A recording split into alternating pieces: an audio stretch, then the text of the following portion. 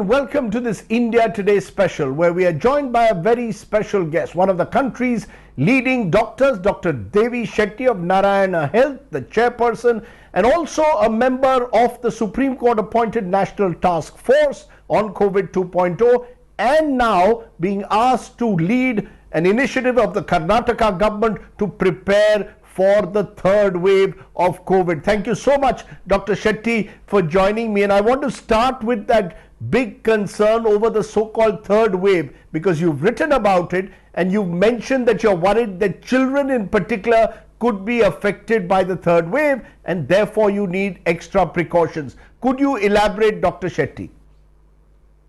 Rajdeep, before I get into the third wave, let me explain to you how easy it is to solve the COVID pandemic from the Indian context. It is not difficult. There are only three problems, Rajdeep. One is vaccination. Vaccination by far is the best and the cheapest solution for COVID-19. It has been proven beyond doubt that vaccination works. We have at any given time more than 500 patients in our single hospital with COVID. Our intensivists keep saying that they have never seen a single patient in the COVID ICU who had 2 shots of vaccine. It didn't matter what vaccine it is. So we need to vaccinate everyone above the age of 18, what is allowed. We do that. Now I'll explain to you how it can be done. Next problem, there are no doctors and nurses, not sufficient number of doctors and nurses to give the kind of a care a COVID patient deserves. If we can give that kind of a care, mortality, morbidity will come down significantly. And the third thing, beds. We have enough beds, but we don't have, as I said earlier, beds do not treat patients. We need doctors and nurses. If we can address these three things in the next 2 to 3 months, what third wave? We can manage any wave. All it needs is 3 things. And I can explain to you in detail how we can address the vaccination problem, doctors and nurses, and the bed situation. Mm-hmm. Let's come to each of them. And let's start with vaccinations, because that is the critical issue of our times. As of today, we have vaccinated barely about, and I'm talking about double dose, about 2.8% of our population. 17.6 crore doses have been given in all. Now you are talking about taking that to another level. You're talking about 30 crore more Indians who will need to be vaccinated, for example, before the third wave, particularly young parents, because children could be affected. Where are we going to reach those numbers in this critical 3 to 4 months, given the fact that we at the moment possibly have 16 to 17 crores in order for the next 2 months? Rajdeep, first you have to understand that we are a very big country. We are the largest, one of the most populous country. We are a very, very large country. And we have enough resources. The resources what you're talking about is nothing for a country of our size. I will give you some data. Rajdeep, do you know 1 day of lockdown, do you know how much it costs the country? It costs more than 10,000 crore rupees.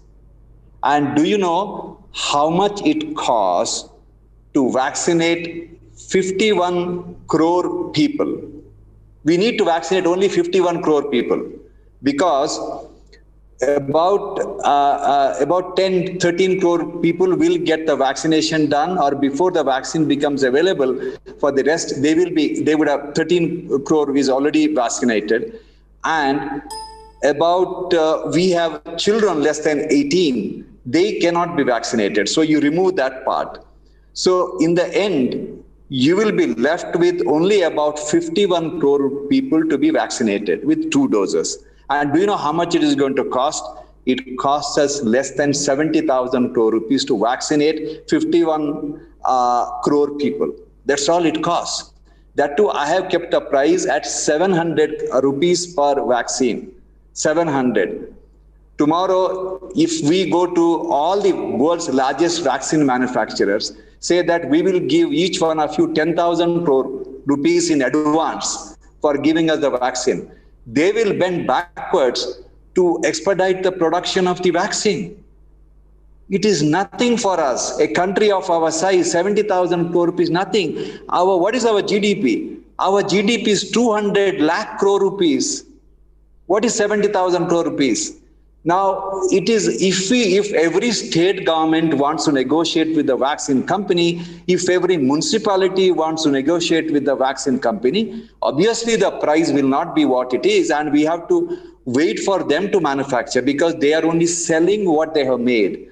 By giving them 10,000 crore rupees in advance to any manufacturer who has a vaccine which is accepted by their country and many countries, and millions of people had the vaccine, we can easily negotiate and get the best deal, and 2 to 3 months time we can vaccinate 70,000. We can vaccinate the 51 crore people. It is not difficult. So I know you're saying that I can only go by what has happened over the last few months and what one fears is going to happen over the next couple of months, because as I said, firm orders at the moment have been placed for roughly 16 crore vaccines of Covishield and Covaxin and Sputnik, and maybe by July you'll have 17, 18 crores. So clearly not enough, but you're talking about ramping up production, giving licensing presumably to other manufacturers, using our entire capacity to vaccinate. Are you saying that is the only solution in a way to prepare ourselves for this so-called third wave? Vaccinate aggressively is the only solution according to you, Dr. Shetty, at the moment? Rajdeep, that is the only solution. There is no other solution, and that is the cheapest solution, and that is the best solution to save millions and millions of precious lives.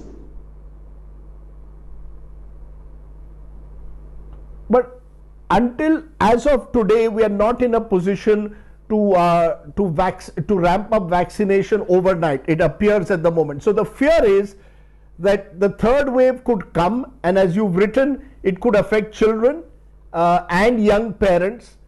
Are they now a vulnerable group? Do you believe children and young parents are a vulnerable group that needs to be looked at also? Until now, we were largely looking at those who are senior citizens.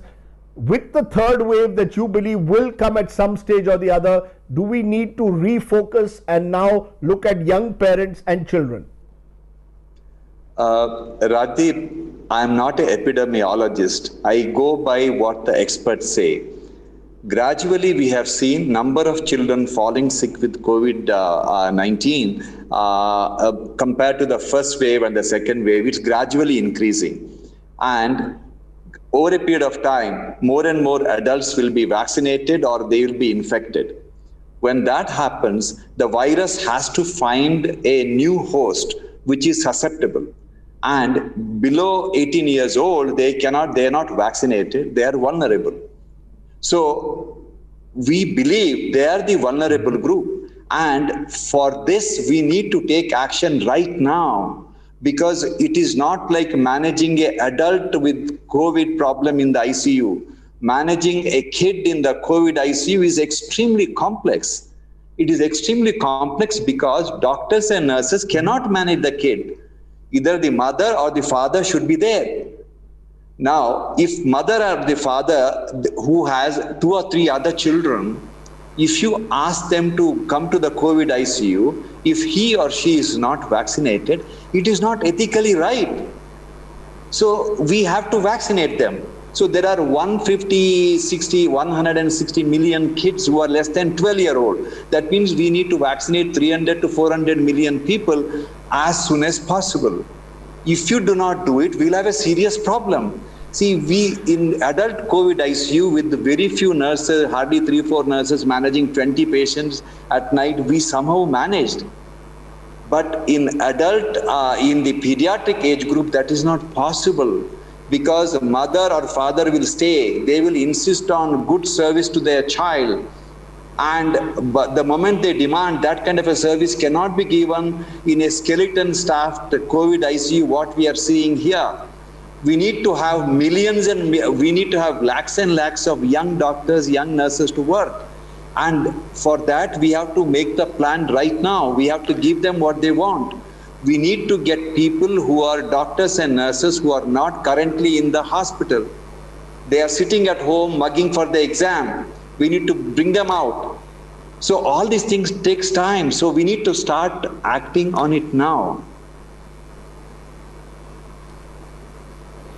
You know, you're talking about two aspects: increase capacity of vaccinations, also increase the capacity of our medical workforce. Just on vaccinations, one point, the government is now saying that we will have 2 billion doses available by the end of the year, by December. Is that too late?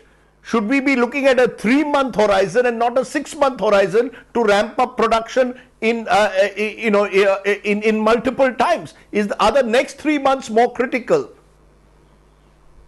See, I was looking at the price of the vaccination.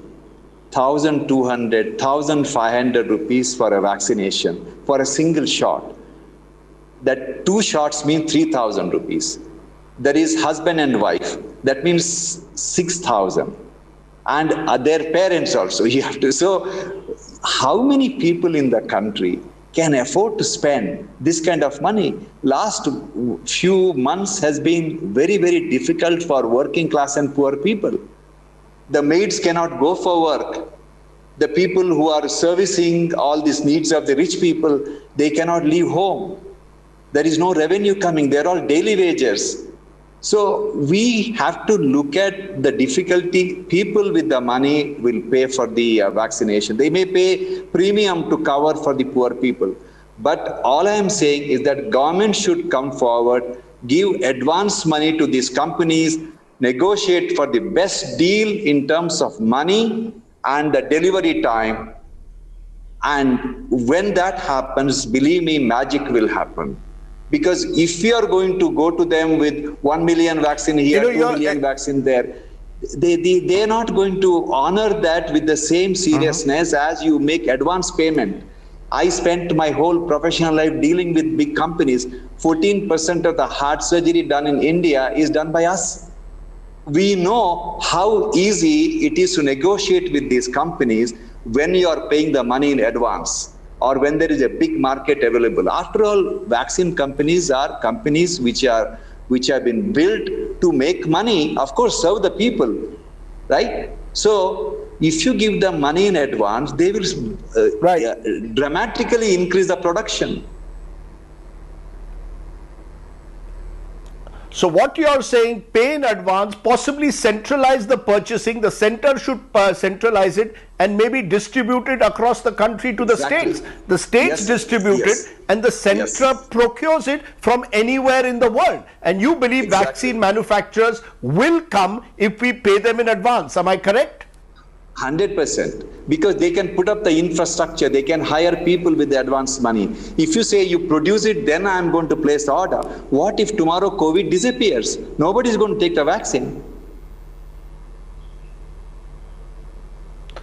Right. So that's the vaccine challenge. The other challenge that you've highlighted is the challenge of medical infrastructure as well as medical workers. You want more doctors and nurses out there. Now, a number of young doctors have complained to me that their concern is that the more the exams are postponed, the more difficult life is getting for them. Many of them have been pulled out of their regular surgery to do only COVID work, so they feel they will be not fully qualified even after doing an MBBS or an MS or an MD. Your sense, therefore, what is the solution to prepare a highly trained, qualified, larger medical workforce today? There are at least 130,000 to 1.5, 2 lakh doctors who are not working in any hospital. They are all sitting at home or in coaching classes, mugging multiple choice questions to crack the NEET exam. Okay. Now, these doctors are not inside the hospital. They're not serving COVID patients. I know. So these doctors, if you want them to come and work in COVID ICU, you have to say that if you work for 3 months in COVID ICU, you get maybe say 15% grace mark. You work for 1 year in COVID ICU, you get 25% grace mark. they will all jump in. If you say, I'm going to give you 1 lakh rupees salary or 2 lakh rupees, that is nothing, because who want to risk getting COVID? But you have to realize, COVID ICU is not a happy place for anyone to work. This is the first time in our life we are rarely exposed when, as a doctor, when I am treating patients, I'm worried about my life more than the patient's life. So you need to give the kind of an offer to these kids, these young doctors, which is so attractive that they shouldn't hesitate. Believe me, that is the best incentive for young doctors to be dragged out of the library and make them work. Now, doctors' profession is to take care of the patient. I can't say somebody is COVID, I can't take care of the patient. I'm not asking him to do something which is not part of his expectation as a professional. So they will, even if 1.5 lakh doctors don't come, maybe 1 lakh people will come, maybe 75,000 people will come. It is better. Rajiv, you have to understand, government hospitals across the country has a shortage of 78% of shortage of medical specialists. 78% was before COVID. Now, I don't know what the status now is. Now, with 78% shortage of doctors, similar shortage of nurses, what service they can offer? COVID has now moved into tier 2, tier 3 cities. And in tier 2, tier 3 cities, there are no big corporate hospitals. There are no big medical college hospitals. The only hospital they have are the government hospitals. And they have no doctors, they have no nurses. So if you get these young doctors and post them in those places, every hospital with 200 beds has maybe 500 nurses, 100 doctors, they will bring about a magical transformation of the hospital. It will become very vibrant. And this can be done. For this to happen, we have to. But how will you respond? How will you respond, doctor, to those who will say they will lose their specialization? That they will not be as qualified as heart surgeons or as ENT surgeons. They lose their core specialization if over the next few years you're asking them to focus only on COVID duty. Rajiv, I'm talking about people who are not doing any specialization. They're only mugging the multiple choice questions. They're at home, they're not working. So this is about the doctors waiting for the NEET exam. Then there are more than 90,000 doctors who did their MBBS outside India in various former Soviet bloc and some in China and few other countries. Let's assume 20,000 of them are brightest. They keep appearing for the entrance exam and they can't pass. I can tell you, if I appear for that exam, I won't be able to pass. And those kids, if they are given grace marks, they will all be happy to work in the COVID ICU. They are trained like us as doctors. Okay, we may say their standard of education is much lower than ours, but these doctors can work in many, many countries. They can work in every Middle Eastern countries. So essentially, we got a lot of workforce. There are more than 220,000 nurses who finished their BSc in nursing waiting for the exam. They're not working in the hospital. You tell them that, okay, you work in COVID ICU 3 months or 6 months, I'll give you grace marks for the final exam. They will come. So what are you losing? There is nothing to lose. There's everything to gain. You may not do it, Rajdeep, but there is no other option. Let's then turn to the third aspect of what you spoke about, which is medical infrastructure in terms of beds. Oxygen supplies. You're part of a national task force now appointed by the Supreme Court to ensure streamlining of oxygen supplies. What's the lesson going ahead into the future? Is it that every major hospital or even district hospital must now have a very clearly designated oxygen plant that is able to supply uninterrupted oxygen? We've seen what's happened in small Goa also, where oxygen outages have resulted in deaths. What's the solution to enhance the medical infrastructure in terms of beds, in terms of oxygen supplies, Dr. Shetty? Rajdeep, first of all, everyone criticizes the government. It's very easy to criticize. I'll tell you, the number of COVID patients what we have currently, no government in the world can manage. You leave alone American government, you put American government, British government and all the European countries, they will not be able to manage the number of patients what we are saddled with. Okay. And I have done a lot of my homework to assess what went wrong with oxygen. Believe me, government has done a phenomenal job. They have moved heaven and earth to give oxygen to people. But the difficulty is from 900 tons of oxygen, if it goes to 9,000 tons in few days, there is no logistical system available to shift that much of oxygen. We may say that, okay, all the steel factories produce abundant oxygen, but only 3% of that oxygen can be transported. They are in the liquid form. And there are less than 1,500 tankers which can shift. And these tankers cannot move more than 30 miles per hour. And most of the oxygen producing steel plants are in the Western India and Eastern India. And most of the COVID patients are in Northern India. These tankers have to move 1,500 kilometers. It is a Herculean task. I know they have used every possible means to give oxygen, but still people are dying. I know, I feel sad that we couldn't save precious life because of the oxygen, but that is the nature of the disease. And we have to realize that health sector was ignored since independence. Every government, irrespective of the color, they never bothered about investing on creating infrastructure for healthcare. And this is what we are paying now. We are acutely short of doctors, acutely short of nurses. I will tell you, today, I do not want to mention a state. 5 years I've been fighting with one state government to give me the license to start a nursing college. We have a big hospital. I just wanted license to start a nursing college so that we can get girls from the villages and train them as nurses. 5 years, nothing happened. Healthcare is the least bothered part of any government today or in the previous government, any government. But unfortunately, this COVID has really exposed the soft underbelly of our healthcare system. But in a way, it's a wake-up call. Are you therefore saying double investment in public health? Are you calling, in a sense, for a complete reorientation of the way we look at the healthcare sector? I knew you will ask the question.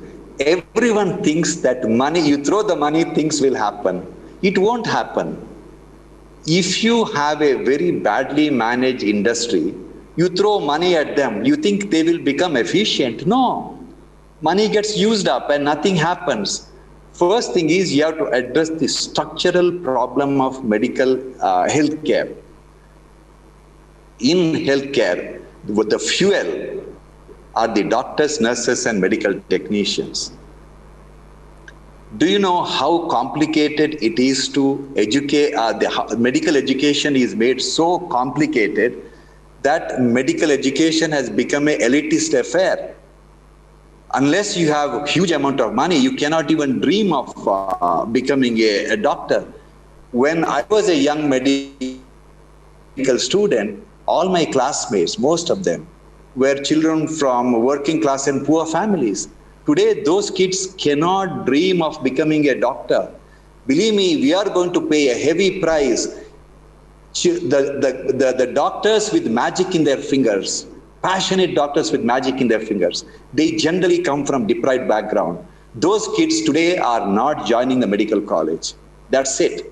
First, we have to reform the medical education, nursing education. We have to produce 10 times more doctors, 10 times more nurses. It is possible. So there are medical colleges in Caribbean which I can buy for $1 million or $2 million, which is training doctors for US. Why should it cost 500 crore rupees to set up a medical college? So there is something wrong. So do not talk about putting more money. First, you reform medical education, nursing education, liberate them. It is an apprenticeship. Why there is so much of corruption in medical education? Why there is no corruption in engineering education? Because there are surplus engineering seats.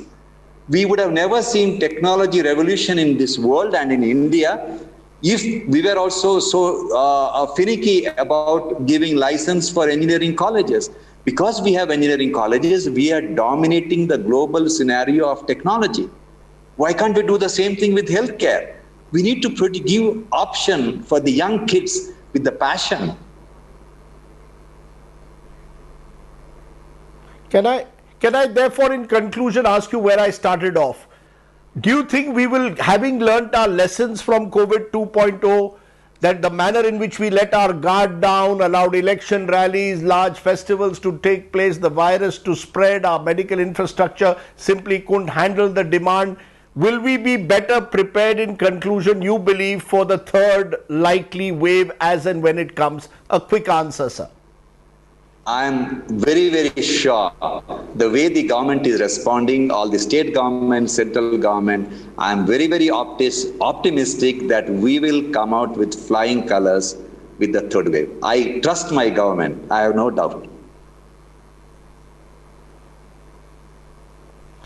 Well, let's hope on that optimistic note that some of the suggestions and solutions that you've offered today are implemented and we are better prepared for the potential third wave of COVID. Thank you so much, Dr. Shetty, for taking time from your busy schedule to speak to us. Thanks for watching. It's my privilege.